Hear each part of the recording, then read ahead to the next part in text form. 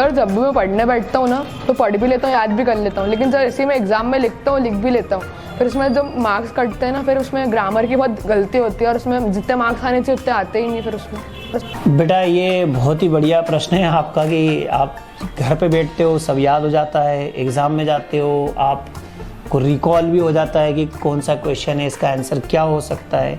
जब आप लिखने बैठे हो देन यू हैव प्रॉब्लम, या आपको लिखते भी बन जाता है, गलत हो जाते हैं, मार्क्स कट जाते हैं। उसका दो रीज़न है। एक तो ये है कि जब आपने घर पे बैठ के पढ़ाई की थी, याद किया था, तो क्या आपने 5 क्वेश्चन में से किन्हीं 2 क्वेश्चंस को लिख के देखा था?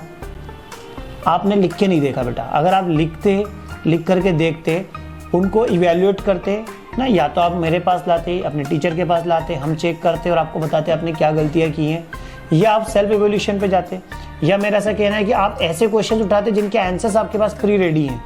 आपने पढ़े क्वेश्चंस, उनके आपने एनसीईआरटी या जो भी बुक्स आप पढ़ रहे हो उससे आपने सोचा कि इसका आंसर ये हो सकता है, आपने उसको स्टडी किया।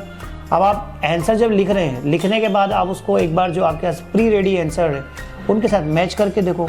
अगर आपकी एक्यूरेसी 75 to 80% भी बैठ रही है ना बेटा, तो आपके मार्क्स नहीं कटेंगे।